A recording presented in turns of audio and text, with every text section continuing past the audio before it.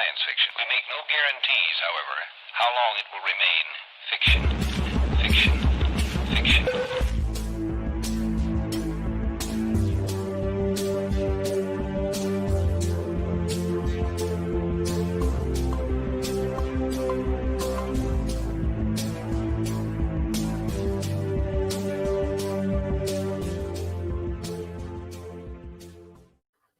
All right. Transcendental salutations to all you cognonauts out there. This is Exofathom, the podcast to explore the outside reaches of human thought and understanding. I am your host, Nick, and I am joined, as always, by my lovely co-host, Ayla. Hello. Yeah, the usual hello. So we are back for part 4 of our 10-part series, probably 10 parts, just because it's a long document. The Gateway Experience. If you guys have not heard the first 3 podcasts, I would highly encourage you to go check those out on Facebook or YouTube, or thinkering.space is even better. And that way you can be up to speed and ready for this episode. Before we get into it, I needed to do just a little bit of housework here, house cleaning. I made a mistake in the beginning of this series by not mentioning that the impetus, all of this research and information, and this report itself is actually an effort U.S. government to create soldiers with the ability to remote view. If you're unfamiliar with the concept of remote viewing, this was a very big craze, I guess you could call it a craze, back during the Cold War. The U.S. feared that the Russians were utilizing parapsychology and occultism in order to gain the upper hand in the Cold War. And in an effort to combat that, the U.S. military decided to open up their own sort of parapsychology wing. This Gateway Experience is one of the methods in which they wanted to introduce to their soldiers in order to get them more proficient at remote viewing. Remote viewing is when you can concentrate to a point that you actually are able to see things that are far away on the other side of the planet. You can see people, you can see information, locations. This was all being done in the 50s up until the 80s. And this was done by lots of different organizations, but mainly Army Intelligence, Stanford Research Institute, a couple other entities, CIA, DOD, DIA. All of these entities were involved in this parapsychology, quote unquote. It's kind of their cover word for mysticism, occultism, remote viewing, ESP. It was a catch-all for all of the weird stuff that they were fearing that the Russians were doing. And this is one of the programs in which they investigated in order to see if it was going to be a good fit for their soldiers to teach them more proficient ways of remote viewing and spying on the Russians. So I just wanted to clean that up a little bit because I realized that I spent 3 episodes not explaining that, and I really should have put this in the beginning of the series. I probably will do an addendum once everything is complete and do a little intro, so that way you can have the proper information. But yeah, I just wanted to clarify that a little bit. Sorry, Ayla, that was a long one. No, I think that was a great way to just kind of contextualize this. I trying to remember that movie, what is it? The Men That Stare at Goats. Men Who Stare at Goats, yeah. Mm-hmm. And just thinking about like the fictionalized version of remote viewing and all the crazy shenanigans that our government was up to exploring. Oh, absolutely. Yeah. And there's many more documents within this CIA dump that they called, appropriately enough, they called it the Stargate experiments. And you can get this all on the CIA.gov. It was released maybe just a few years ago as an effort to just kind of, I guess, the Freedom of Information Act request and the statute of limitations on the classified material had run up. I think it's like a 30-year sort of thing.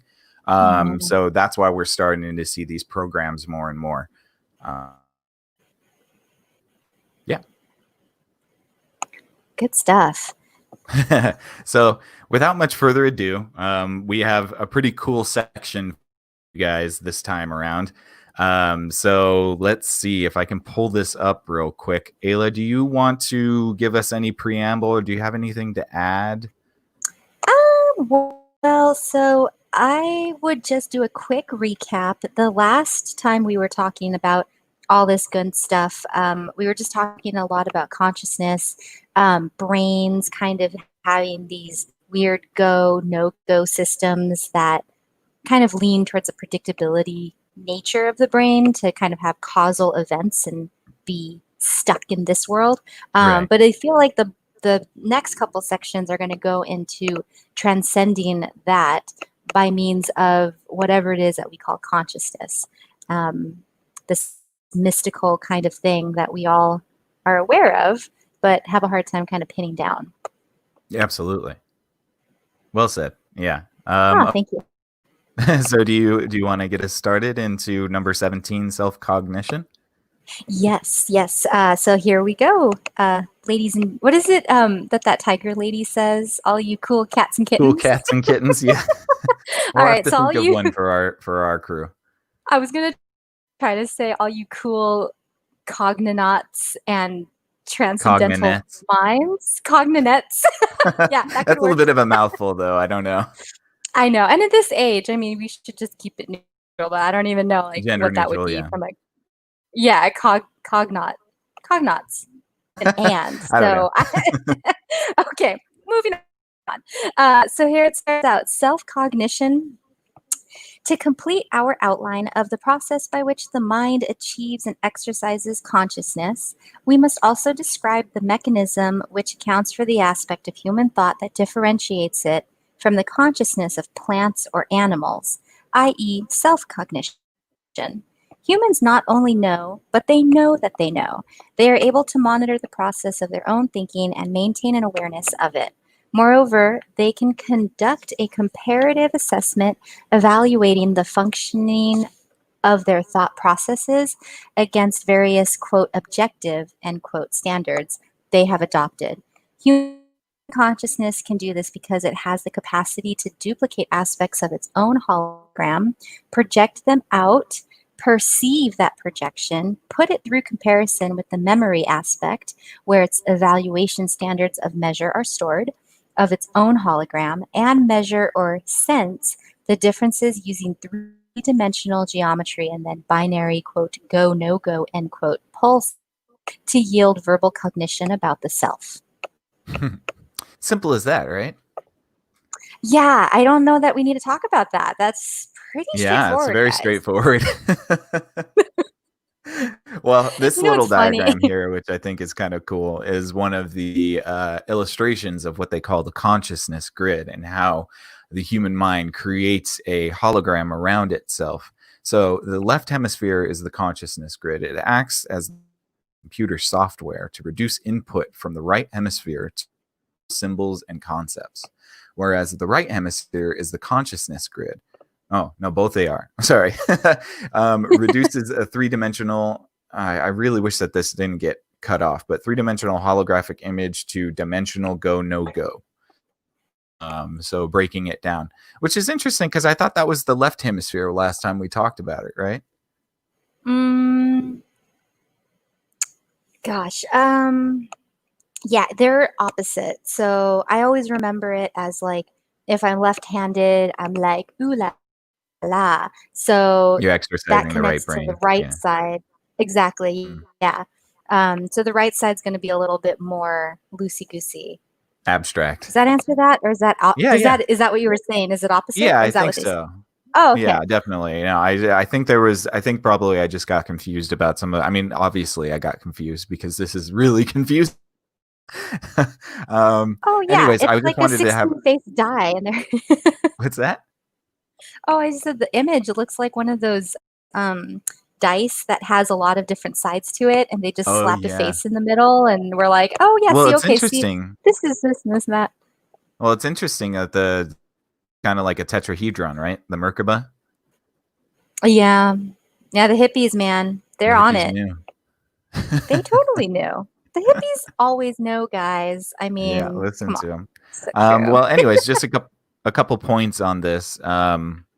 So I really like the sentence that not only do humans know, but they know that they know. I thought that was kind of a cool understanding of what separates us perhaps from animal or other animals, and it reminds me of cogito ergo sum. I think therefore I am. The concept of I know that I am something thinking right now, so therefore I have to exist. Hmm. And it's funny. Yeah, and that was Descartes, right? Yes. Fundamental kind of guy. Mhm. And what's funny about that is he starts out just like staring at his hand. I think in that essay, there's like a fire in the background. He's just looking at his hand, and he's He was tripping questioning out. all of it. And he's like, "Oh, probably." Looking at it, and he's trying to say like, "I don't know if that's there or not, but I know that I'm thinking about it." Hmm. And I don't know. I mean, like, I would probably wonder what's going on in like an animal's mind because, I mean, like, try to think like an animal would think. If this was right, you're just sitting there not considering yourself. Like, so what kind of consciousness would that even be like? Yeah, well, I think there's various levels of consciousness throughout the animal kingdom. So I think some animals do have a higher level of consciousness and probably self-awareness, but I think for the lower forms of consciousness, it probably is reduced down to like our brain, right? Go no go. And Yeah, like a simple worm. zeros and ones. It's all instinct. It's like, okay, there's food, I eat it. There's water, I drink it. There's a mate, I mate. You know, um, Right. yeah. Well, and that's where, like, personally, I'm having a bit of an issue with the consciousness thing because we watched that show Devs. It's very Mm, fatalistic, and then I just watched this lecture about. It was very heady, but essentially the idea is that your brain is projecting a hologram to itself. So mm-hmm. it's the idea of that, like, go no go. We might think we have consciousness, but what if we don't? What if our consciousness is just kind of our brain trying to predict what's happening in our universe to help Mm. us survive? Like I my mean, I brain's suppose that's possible. I mean, I suppose consciousness can be kind of on wheels, maybe. But I think it's interesting that you pointed that out. This paragraph also does say that. It says human consciousness can do this because it has the capacity to duplicate aspects of its own hologram, project them out, perceive that projection, put it through a person with the memory aspect, where its evaluation standards of measurement are stored, of its own hologram, and measure or sense the difference using three-dimensional geometry and then binary go no go.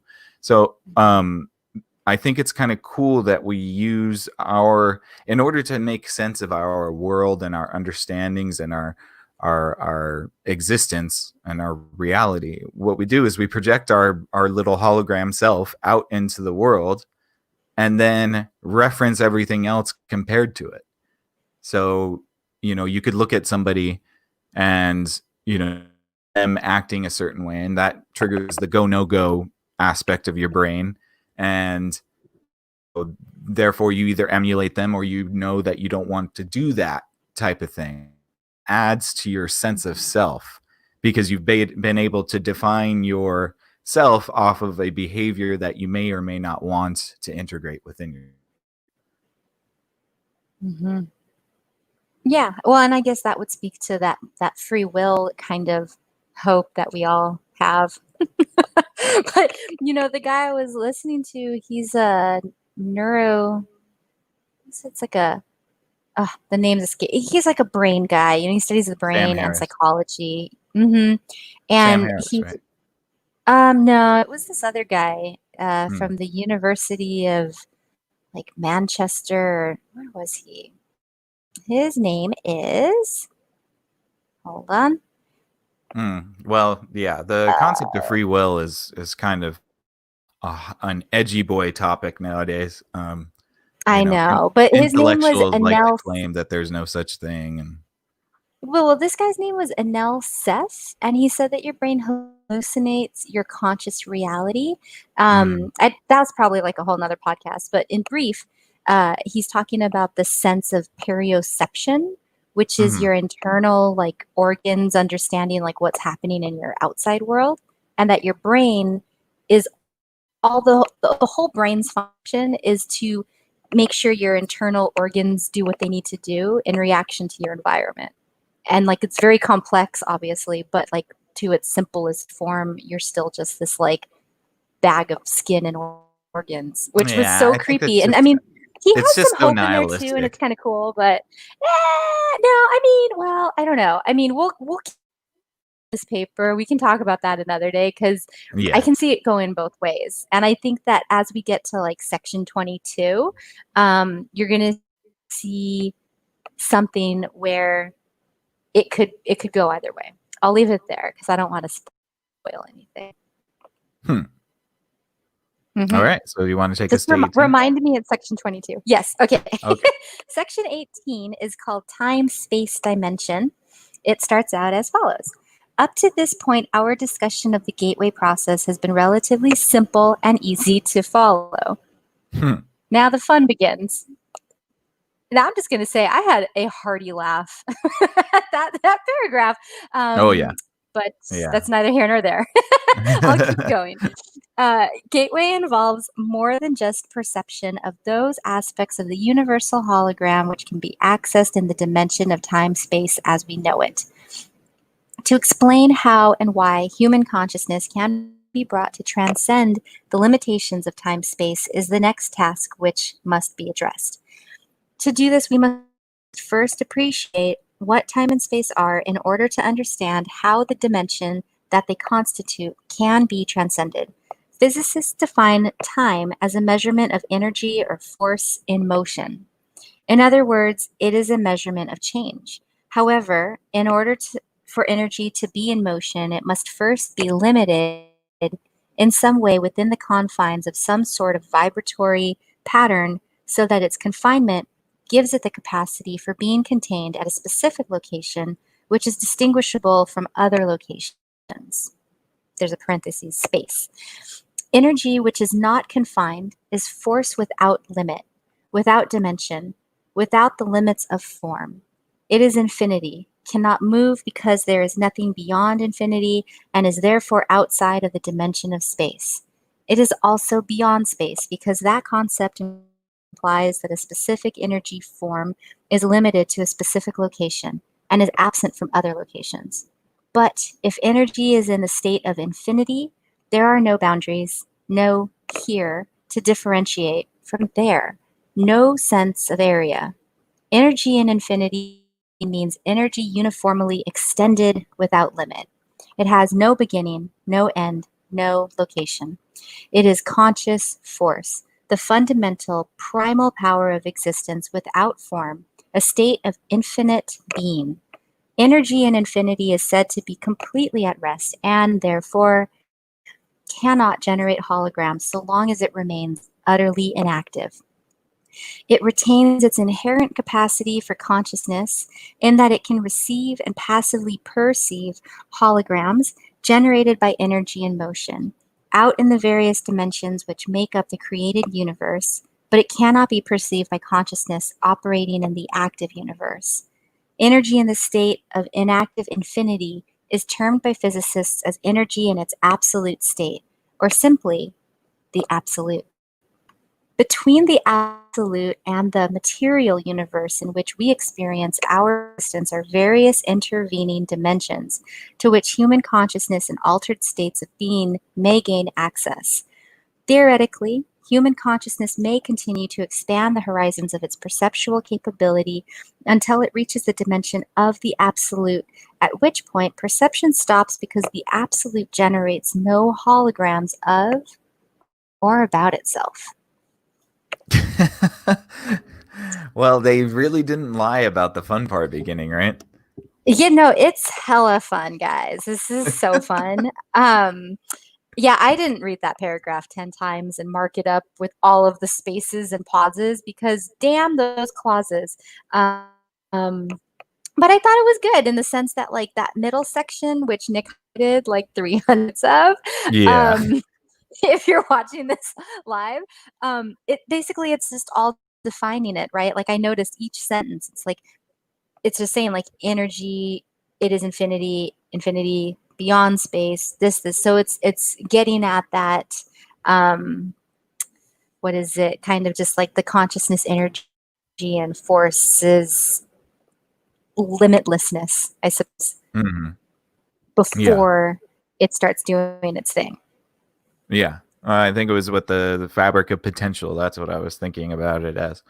The Mm-hmm. idea of absolute energy, just basically being this permeating grid that's kind of like I heard it described really well. It's like a football stadium. So what's on the field, what the tangible universe is, it's the dimensions, it's our dimension, it's the other dimensions that are interacting with it. It's all the hustle and bustle of the universe, right? In the stands, that's what you would probably absolute, absolute infinity or absolute consciousness or whatever. It's like this permeating sort of potential. And I like that it says that like it doesn't have anything happen to it unless it's interacted with by move or energy movement.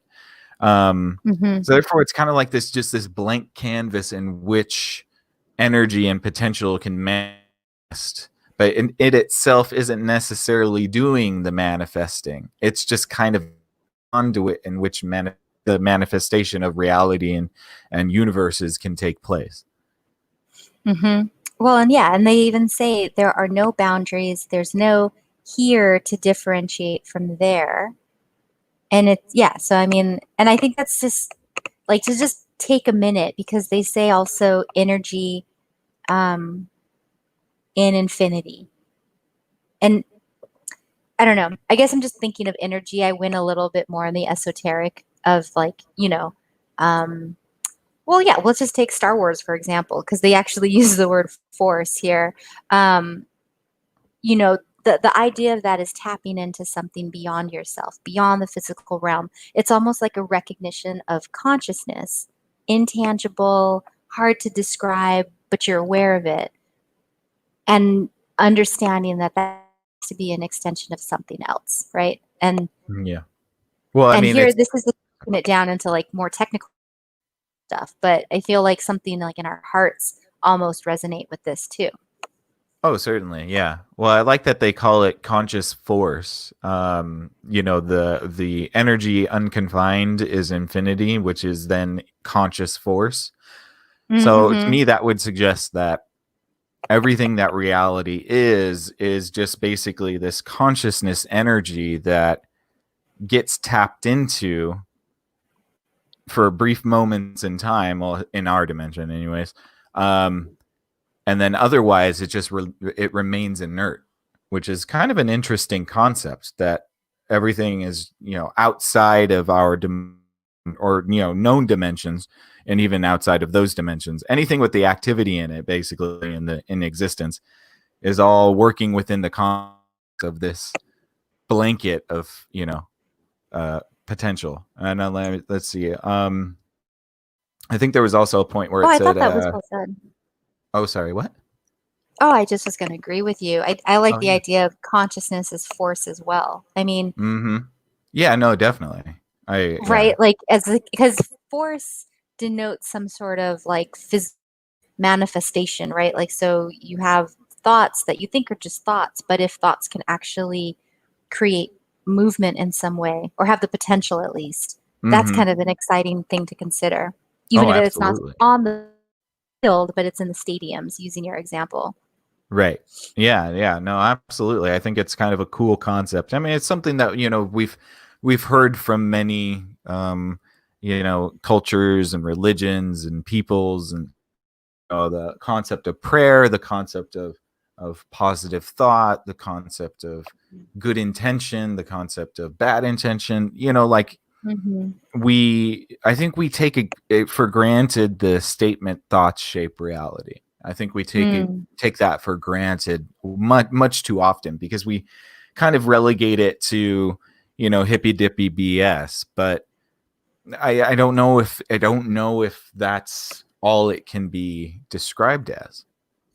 Well, and you know, getting back to like, you know, I probably in every podcast, I'm like, oh my God, our language is flawed. Our minds are so like unable to wrap our mind around everything. But, you know, one of the things, and I lost it. Oh no, that is the worst. I had this great thought, and poof, it'll come back. Yeah, it'll come back to you. Oh, I was just gonna say, I took down some notes. Sorry that I'm reading off of notes, but I really had to for these sections.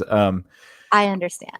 So I wrote down, within the energy grid, one cannot be conscious of the infinite energy or the absolute system, but they may be able to interact with it, because it seems as though consciousness, or the absolute, has an ability to create holograms and interact subtly them without the holograms knowing the absolute is there. Yeah, that's still very fuzzy to me. Like the idea of a hologram, my mind can take it in like a whole bunch of different ways. And I'm pretty sure most of them are not intended, like they're wrong. So I'm Well, I always think a little hesitant. in this instance, they use the idea of a hologram to basically explain any sort of event or, you know, action within reality. So, Mm-hmm. if the subset of reality is this absolute, this consciousness, infinite consciousness, then anything that, you know, that is created within that is intrinsically a hologram. And Yes, I see what you're saying. Mm-hmm. so I think that's when they say that, you know, the absolute can receive holograms, that's what's happening. So reality can be created within the absolute, but it has no knowledge of what the absolute is. But the absolute does have knowledge of what the hologram is. And my thought just came back to me, and it There you go. comes together really well with what you just said. Because, okay, so we were talking about like hippy dippies, and, you know, the idea of just kind of anybody who believes in something that's not sciencey. And you can lump in concepts of God into that, or whatever. But what I love is that some of the theoretical physicists today, they take a compatibilist viewpoint. So it's not God, no God, science versus belief or something like that. They actually say that there's so much to explain what we've created and written about and believed in our faiths.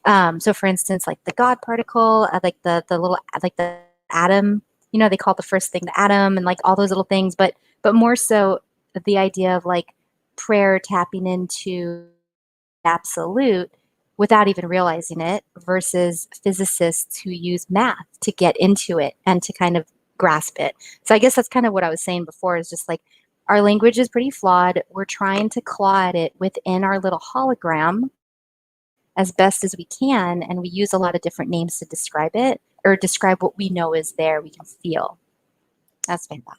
Yeah, no, I totally agree. I think that you touched upon something important.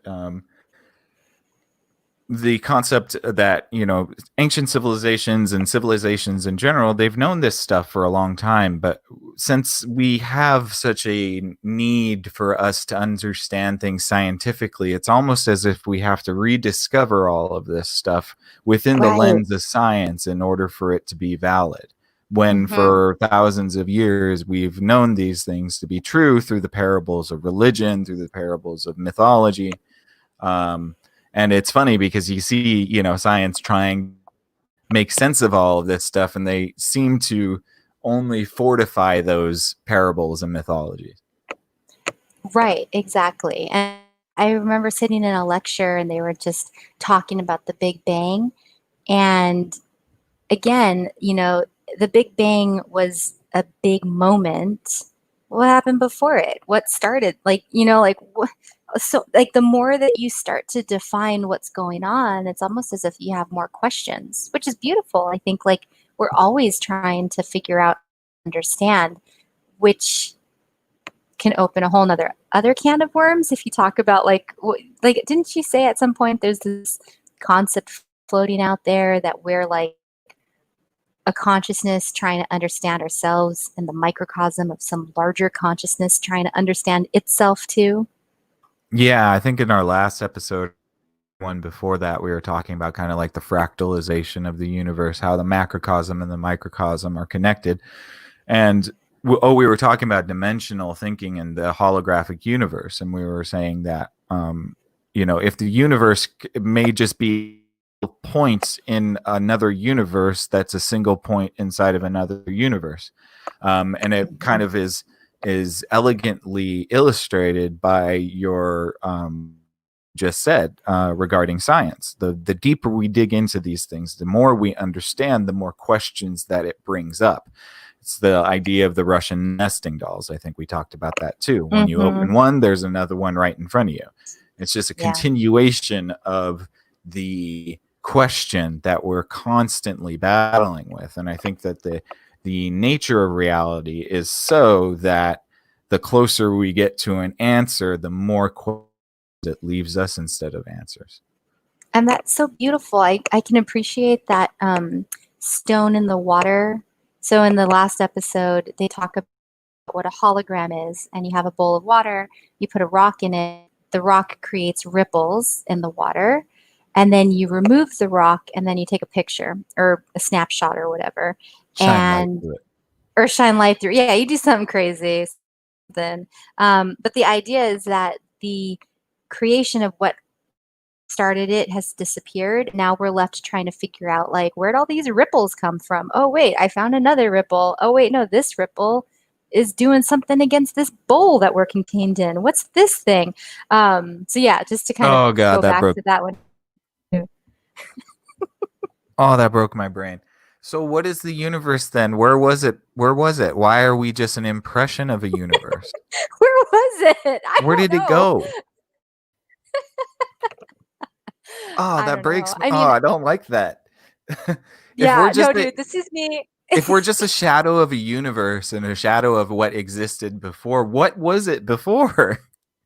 Dude, okay, this is what I was talking about. When you have these like planets that are dying and we're like, I don't know, it could already be dead. We're just barely seeing the light now. And so it's like, well, fudge, maybe our consciousness is all just ghost consciousness. Like, we're all not here. And this is just like some echo that's like self out in its last dying grasp. I mean, probably oh god, not, it's like the snowball, the cannonball rolling down the snow hill, right? So our universe has already ended. We're just seeing the echoes of it. We're living through the echoes of it. It's possible. Anything's possible. I hate that. Okay, anyways. All right, there's one more point I wanted to get to before we get into 19, but it was that last sentence. Human consciousness may continue to expand to meet the absolute, but then that's it, because the absolute doesn't generate holograms or of itself. Now, how do we even know that? I mean, yeah, it breaks my brain, and that is a very good sentence to pull out. I mean, first of all, just talking about the absolute, it's so Stranger Things. Mm-hmm. Yeah, definitely. Well, it kind of reminded me, we were talking about this before we jumped on, but the monks that, can meditate and then they just kind of like drop dead. Phase out. Yeah, they just click out. So maybe their brains are hitting this sort of like this point where they're sympathetic with the absolute, and then you just cease to be, because once you integrate into the absolute, there is no self, there is no more hologram. That's it. Well, what's really gonna bake your noodle is that a lot of times when you're learning to meditate, they talk about the concept of no mind, no thought.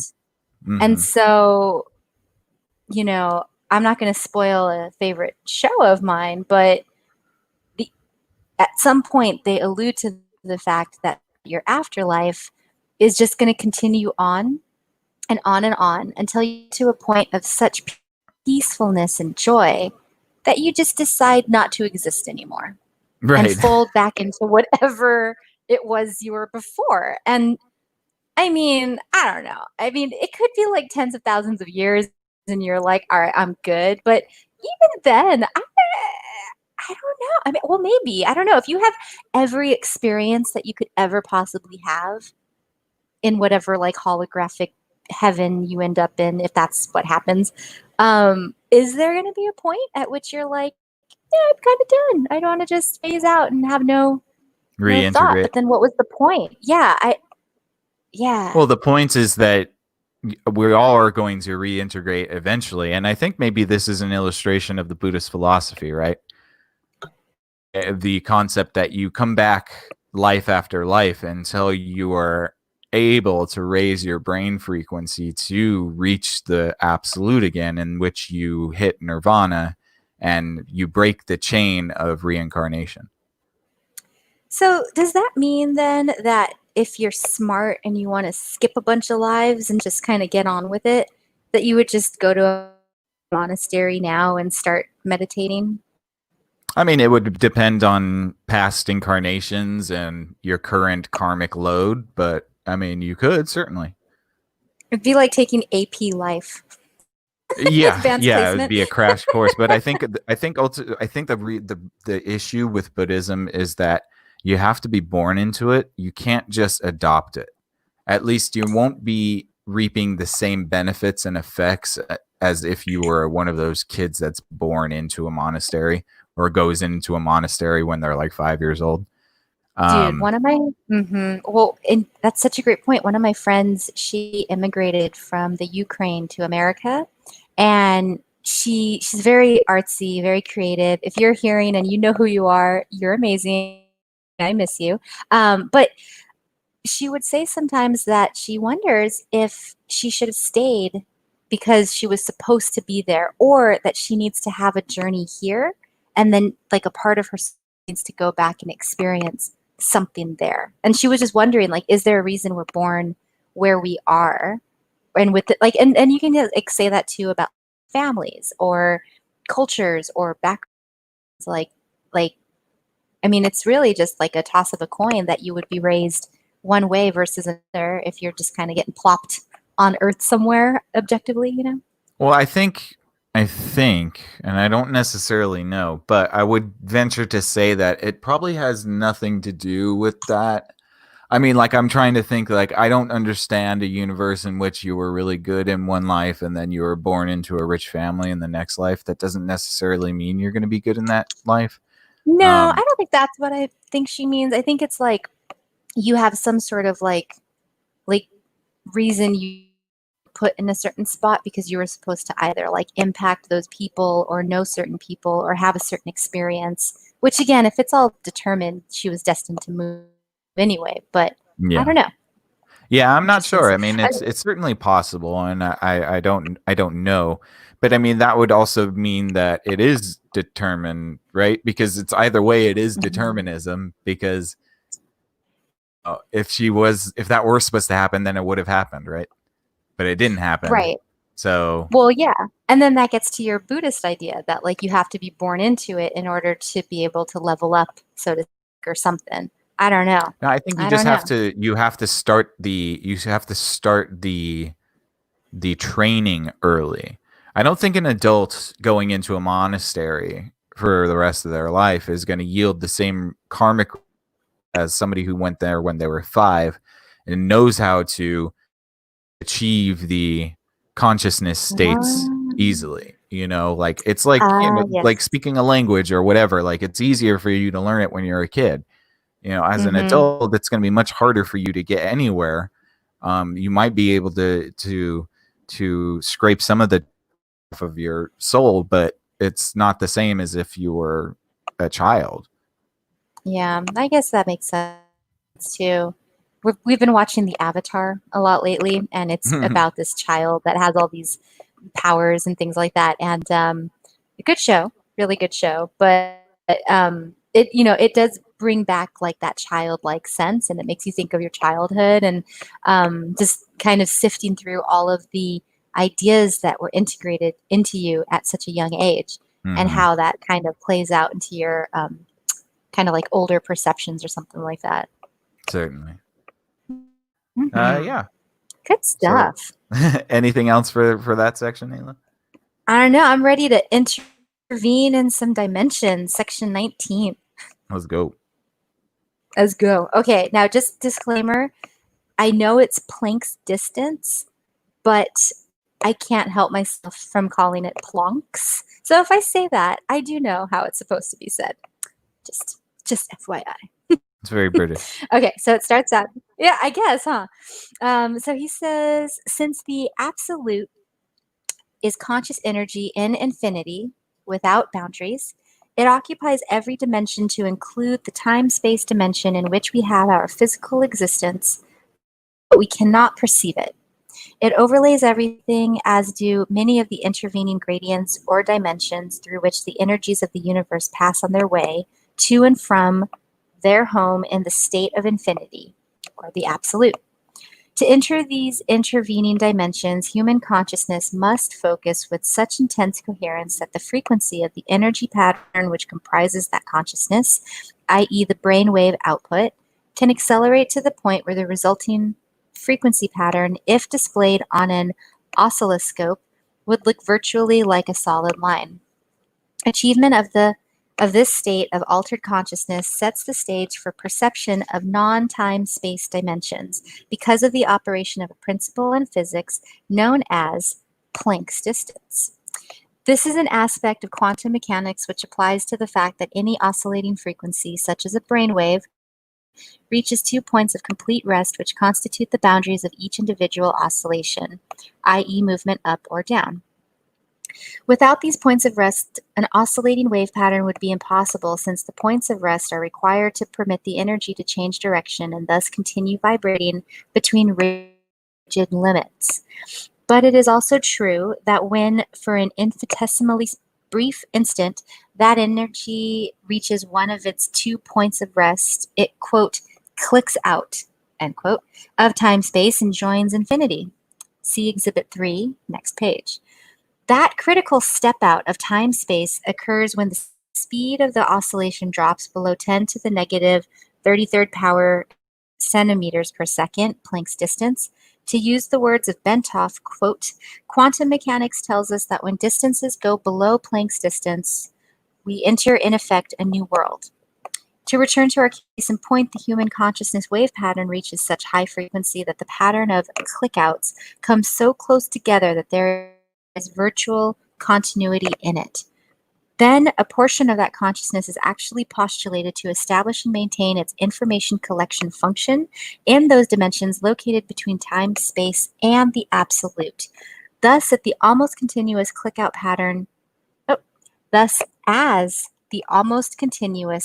pattern establishes itself in continuous phase at speeds below Planck's distance, but before reaching the state of total rest, human consciousness passes through the looking glass, a time-space, after the fashion of Alice beginning her journey into Wonderland.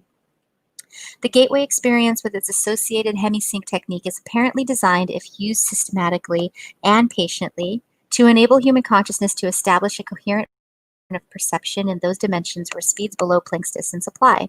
This holds true irrespective of whether the individual is exercising his consciousness while in his physical body, or whether he is doing so after having separated that consciousness from the physical body, i.e. the so-called out-of-body state mentioned earlier. Whew. Well, thanks for reading that. Oh, yeah, Pretty no dense. problem. It was dense, but click out, step out of body, like what did we just read? What is going on? This is some stuff, guys. Yeah. Well, I mean, I think that's what they were when they were talking in the previous section.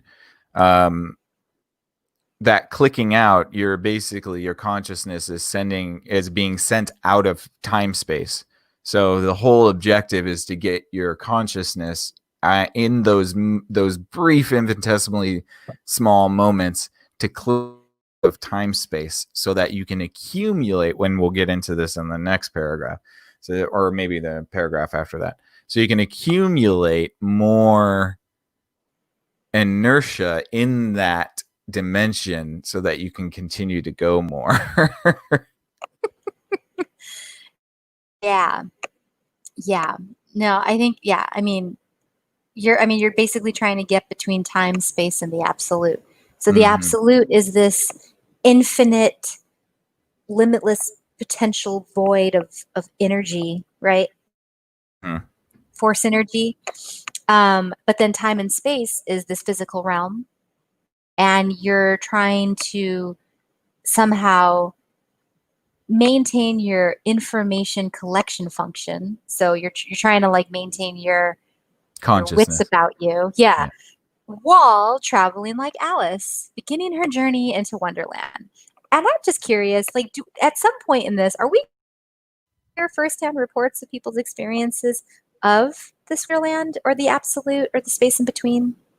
So yeah, this is going to be, I don't know if it'll be in this particular report, but there are plenty of reports of, I just pulled up a Stanford Research Institute report on the paranormal and ESP. So, and all of these reports are tied in with the same initiative to create remote viewing soldiers and to create soldiers that could utilize ESP and psychokinesis, moving things with your mind. That's in there too.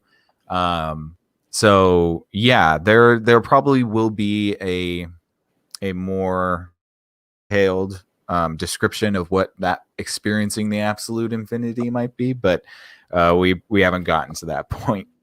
So it's freaky stuff, man. It is totally. Yeah. Like I've said in many times, I really need to wrap my head around this physics stuff and all these theories and the quantum. I don't know. I mean, like that, or we just need to get like a professor on the show, just like pick their brain for 5 hours and dispense it out. Because I mean, man, I could just talk to somebody all day about this stuff and still not even know what we talked about at the end of the day. You know what I mean? Like it's so hard to grasp on the scale that it needs to be grasped. Well, I think it's kind of, if you think of it like a guitar, and think of it like a guitar string, you know, the little hole that goes, you know, like where the strings are over the little circle. So if you think about a guitar string, maybe like choose the lowest string and you pluck that string. Each and every time that string goes below the line of the circle, it's entering that sort of absolute space. And so the concept, you can get your brain to vibrate at that space, but I mean, I don't know how easy that is. It would seem to me that wouldn't be a very easy process. Well, you know, it's interesting to talk about it like that. And, you know, we've done sensory deprivation tanks, and I'm kind of curious to go back and reread the literature on that, or at least their promotional literature. The because they do popularity talk of about, which are partly thanks to programs like this, actually. Yeah. Oh, yeah. Did they do it too? Or Oh yeah, they utilize sensory deprivation tanks for this kind of stuff. man, you know, okay, so this is some interesting stuff because, and this is like a total sidebar, but we're recording this in the middle of a pandemic. So if in 20 years you're somehow listening to this, cool. And what I heard on the news today, and it's really sad, suicides were spiking in San Francisco. And they were talking about it was predominantly younger people who had graduation taken away, school in the fall maybe taken away, jobs and internships taken away, and friendships, and now suddenly they're thrown in isolation all by themselves.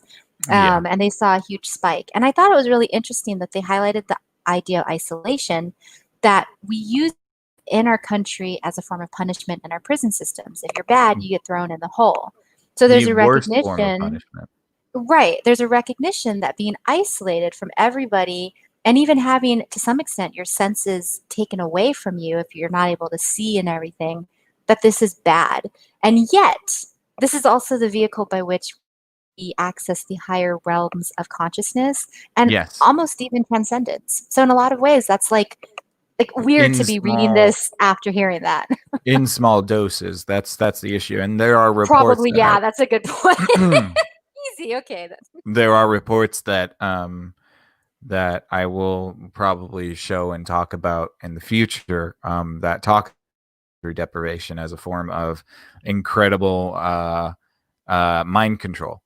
So you can utilize, and what the government did was utilize sensory deprivation in a way to manipulate people. So if you have a prisoner, you throw them in a sensory deprived cell for all you have to do is for about 2 or 3 days, and they will be up for any influence. They will be up for any suggestion. They will give you any information that you want, because there is a breaking point that every human has.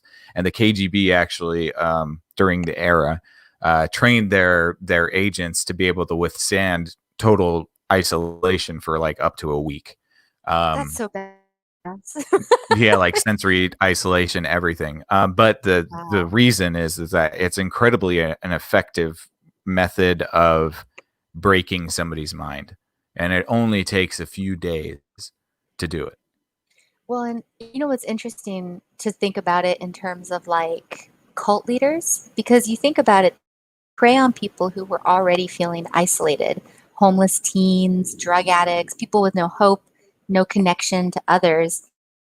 To what extent do you not even need total isolation in a dark chamber somewhere for multiple days on end? You just need some sort of like otherness within your society that you live in, put into a vulnerable position to then be manipulated and controlled. Yeah, I mean, if By a if cult if leader. complete isolation can break your brain irreparably, then what does isolation do? At least it Yeah. brings on depression. At least. At least, at the bare minimum. At the bare Just a minimum. healthy dose. Mm. Or pardon me, one more little point I wanted to add before we hit Mhm. the subatomic particle section. But Oh. the Planck, I did it. I said Planck. I didn't say it once. I'm so satisfied. Planck's distance is 10 to the negative 33 power, and apparently at that point, 10 to the negative 33 power centimeters. So at that point, that is when you exit the fourth dimension and enter a new dimension entirely. And I think it's interesting that it's the number 33. Number 33 has a lot of occult symbolism and meaning behind it. Obviously, the Holy Trinity of the Father, Son, and the Holy Ghost, the 33 degrees of Masonry, Club 33 at Disneyland when Disney was a big occultist and a big Mason. So maybe within these secret schools, there was some knowledge the Planck distance, and that it was negative 33, to the negative 33rd power, in order to get yourself out of this physical realm and put yourself into something more spiritual or ethereal. It's interesting, man. I mean, yeah. The similarities and anytime you start looking at numbers, the potential to really space out on them is high, because the similarities that you come across, and especially like coincidences and things like that, like you just mentioned, especially Disneyland, like what is up with that? It's weird. None of it's by accident. It's called gematria, and it's the occult of numbers. We can do a whole episode on that too. Huh? Yes, please. Yes, please. Especially because that sounds a lot like Jumanji, which is like a hologram. Weird. Yeah, gematria. Yeah, it's it's the occult study and science of numbers and their representation over reality and magical systems and all of that stuff. So 33 would be a part of the gematria system, definitely. Ooh, and that even sounds like an interplanetary like dimension, what is it called? Gematria? Gematria. Gematria, I believe. Gematria. The gematria system. Yeah. Like I'm just thinking Star Trek. Guys, we really need to get space travel and reincarnate to when that happens. I would be on the Star Trek 100%. No, or it's not the Star Trek. It's what is it called? It's the Star Trek, Starfleet. not Voyager. No, Starfleet. the ship that Captain Picard is in command of. Enterprise. Yes, the Yeah. Enterprise. Thank you. That was going to No boggle me. Well, yeah. Should we get into subatomic particles? Yeah, let's get into the 20. All right, cool. Let's see here. So it says the brain of. Nope, that was my notes. Excuse me. Subatomic particles. The behavior of subatomic particles provides an interesting example of the phenomenon of clicking out discussed in the preceding paragraphs. In an article prepared for Science Digest magazine, Dr. John Gliedman mentions the way in which subatomic particles communicate with each other once their energy fields become entrained as a result of colliding with each other. The communication concerned is, of course, postulated to be occurring during the click-out phase in the oscillation of the energy fields comprising the subatomic particles concerned. It is this cause which accounts for the cross-communication at what in terms of time-space velocities would seem to involve speeds in excess of light.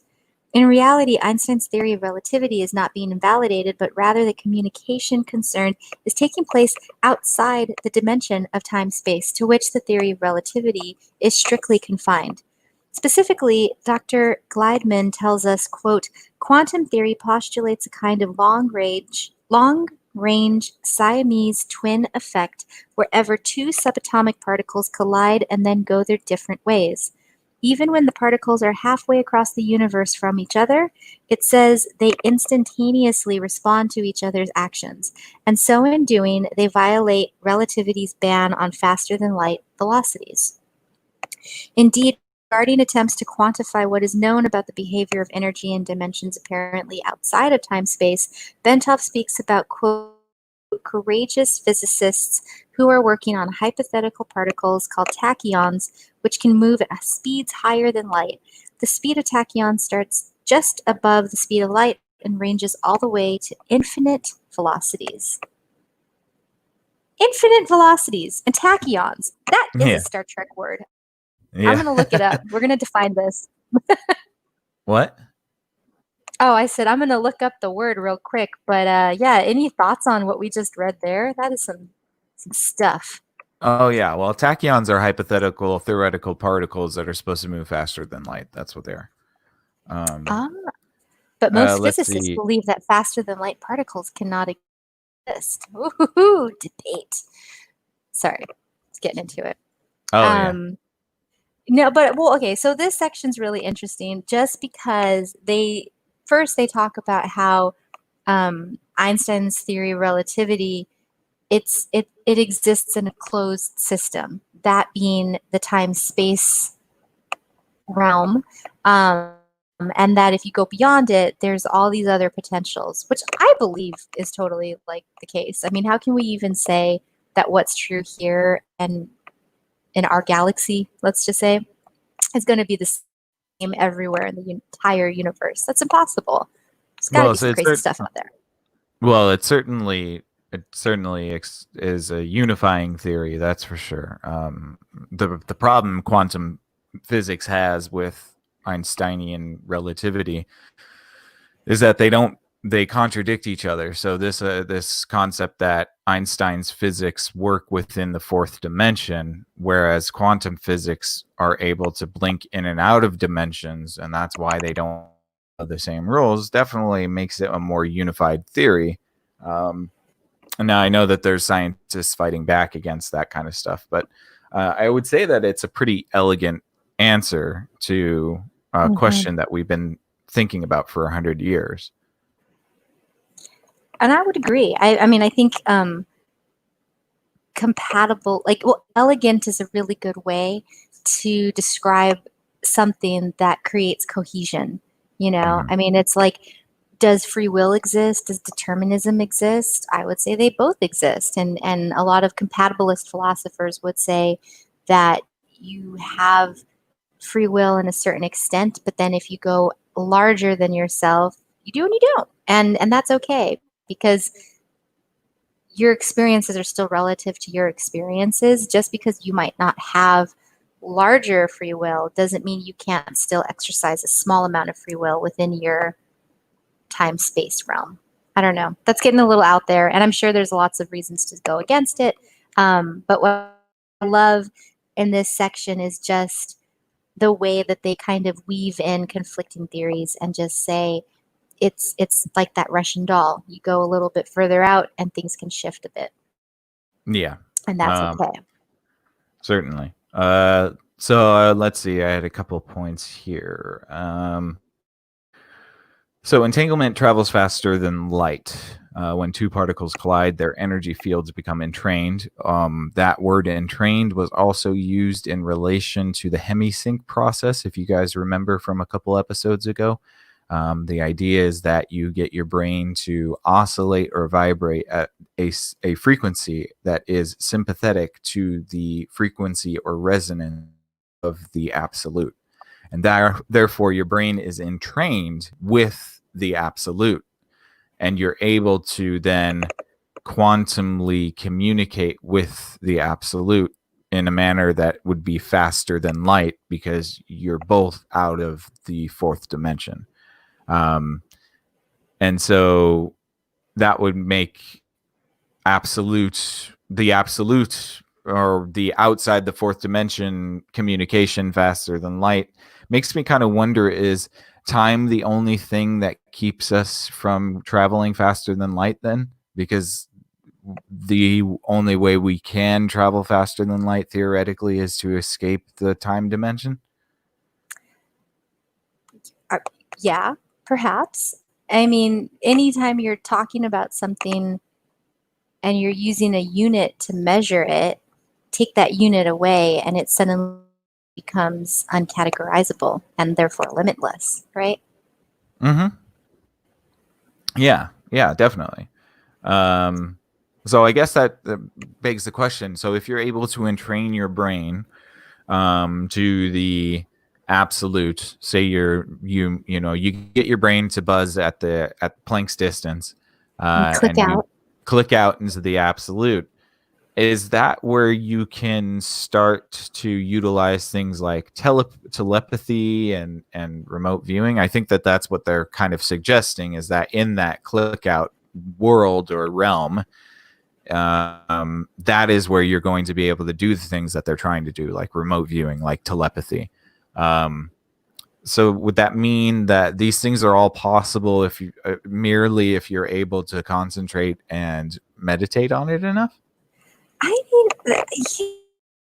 that's it's a big leap, and I know this is a long paper, so we'll get there eventually. But I mean, yeah, it's kind of hard for me to believe that you can click out, tap into this absolute, and then wield it somehow to be able to achieve exactly what you want. Now I know they talk a little bit about like this parallel. Where did they have it? It was something about like entanglement and like how would you control that? Is that the lamp versus laser? Like if you just Yeah. Well, I think focus and hard enough? we're gonna get into a little bit of that in the last one, the out of body experience. But yeah, I think you're right. You would have to be able to harness that in some way, and I think that that's probably what they're trying to find, is that ability or that program or that protocol that helps them harness their remote viewers and harness this click out aspect of reality in order to escape into the fifth dimension or escape into the sixth dimension. And when you're in those dimensions, then time and space have no meaning anymore. So therefore, you're able to send your consciousness anywhere. And that's what's so valuable to the military, is that if they, in theory, have these remote viewers, then they can get them to click out into the absolute and send them wherever they want so that they can report back to the military. Man, I want to just like find some guy that was in this and just be like, so man, like let's prove this theory. Just see like I don't know. I mean, it's just so theoretical. And as you were talking, I was thinking back on tachyons, which they preface as hypothetical particles. So obviously the debate is that these are something that we can't observe because we've already said that light is the fastest thing. Well, yeah, tachyons wouldn't be able to exist in our fourth dimension. They would have to be existing in some sort of parallel dimension to us. Mm-hmm. Yeah, they couldn't physically exist in our dimension. They probably are passing through our dimension all the time, though. What's crazy is was it ghost particles? I was reading something about like these it's like these particles that fly through space and they can actually now go through planets. Did you hear this? So there's like all this research in Antarctica and they can measure particles, and usually they're measuring them that are going like around the universe or through space and stuff, but these ones actually phase, like they seem to come from the of the planet, and previously they were on the opposite side of the planet. So I think it was a really weird study. It was very, very teeny tiny microcosm and very controlled, and it just happened recently. I'll post a link, but it was just really interesting to talk about finally observing things that actually don't make sense versus them being hypothetical. And I think this paper is really interesting because again, it's dealing with hypothetical things while setting up to talk about something demonstrable that they've been working with. Yeah, definitely. And I think maybe you're talking about protons, but I don't know for sure. Not Protons are the particles that can go through matter. But who knows? A weird name. I'll like I said, I'll post a link because it's very fascinating stuff. All right. Well, we got a couple more sections to go through, so let's hit this number 21. Dimensions in between. Now that we have postulated the legitimacy of the assertion that the energy forms which compose consciousness can move beyond the time-space dimension, we need to turn our attention to the energy forms which inhabit those dimensions between time-space and the absolute. In so doing, we may better perceive the form that reality assumes when we encounter it in those intermediate dimensions. In this context, Bentoff tells us that, quote, the causal relationship between events breaks down.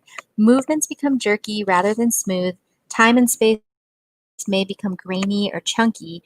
Perhaps a piece of space can be traversed by a particle of matter in any direction without necessarily being synchronized with a piece of time.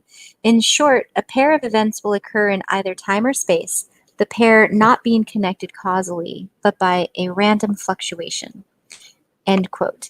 What Bentoff means is that inside the dimension of time-space, where both concepts apply in a generally uniform way, there is a proportional relationship between them. A certain space can be covered by energy moving in either particle or wave form in a certain time, assuming a specific velocity virtually anywhere in the time-space universe. The relationship is neat and predictable. However, in the intermediate dimensions beyond time-space, the limitations imposed on energy to put it into a state of oscillating motion are not uniform as they are in our physical universe. A myriad of various distortions and incongruities are thus likely to be encountered, such that our nice assumptions concerning the relationship between time and space as we know it in this dimension do not apply. But even more important, access is open to both the past and the future when the dimension of current time-space is left behind. Time travel? Yeah, well, definitely time travel. Once you get out of the space time, I think it's kind of cool and interesting. They talk about our fourth dimension as like this, very uniform grid of space and time, very, very nicely laid out, neat, and it makes me wonder, why is it just the fourth dimension that's so neatly layered? And they said predictable, Predictable, and predictable, which is so perfect. I mean, that's what physics is. And science. It's predictions. It's I have this theory. I apply it in these cases. It holds up.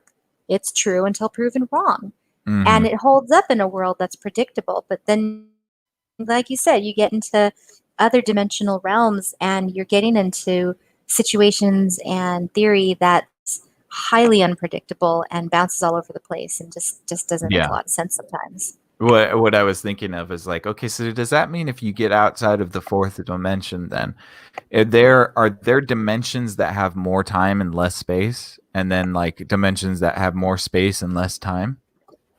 Ooh, that's cool. I Ooh, mean, like that would well, be yeah. trippy, right? Well, I guess maybe. I mean, when he talks about things being grainy or chunky, I mean, yeah, if if you have not a lot of space, then things are going to have to be like Well, it's kind of take like up an less of opposite it. zooming in on something, right? So it's like if you're on a computer and you zoom in on a picture, things get more and more pixelated. But apparently in reality, the more you zoom out, the more it gets pixelated. Yeah. So what the hell does that mean? Ah, I don't know, man. It means I'll need a Yeah, stiff drink after this. I know. Well, that's Wow, all I this had stuff for is wild. that section. I didn't really have a lot to say on that one. Yeah, I mean, neither do I. I feel like we kind of talked a little bit about this in the previous section. So I can go on to the next one just to keep this moving along. Yeah, certainly. Let's take it home. It's called Special Status Out of Body Experience. Although human consciousness can, with enough practice, move on the dimension of time space and interface with other energy systems in other dimensions, the entire process is appreciably enhanced if that consciousness can be detached in large measure from the physical body before such interface is attempted. Once an individual becomes proficient in the technique of out of body movement and then reaches to the point where he is able to break out of time space while out of his body, he gains the advantage of clicking out part of his enhanced consciousness while starting from a base located much closer to the dimensions with which he wishes to communicate. In other words, since he is starting from a point much higher up, to use an analogy from the time space context, haha, that part of his consciousness involved in clicking out will have that much more time to interact in dimensions beyond time space because less time is required to traverse the intervening layers. Moreover, once the individual is able to project his consciousness beyond time space, that consciousness would logically tend to entrain its frequency output with the new energy environment to which it is exposed, therein greatly enhancing the extent to which the individual's altered consciousness may be further modified to achieve a much heightened point of focus and a much refined oscillating pattern. As a result, a self-reinforcing process should ensue whereby the farther consciousness in the out-of-body state can be projected beyond the time-space dimension, the more its level of energy output would be enhanced, thus promoting the potential for still further travel. The tentative conclusion to be drawn is that the out-of-body state may be regarded as an extremely effective way of accelerating the process of enhancing consciousness and of interfacing with dimensions beyond time and space. If the practitioner of the gateway technique has a choice of concentrating on achieving and exploiting the out-of-body experience as opposed to concentrating his full efforts on expanding his consciousness exclusively from a physical base, the former would appear to promise much faster and more impressive successes than does the latter. Whew. Nicely done. Thanks. Well, yeah, and that answers my question. It's so easy now. Well, yeah, you It is. can't fathom it, but then Come you get on. into this click out phase, and then it's game on. You can do whatever you want. Level up. Well, I think it's really cool that that like the more you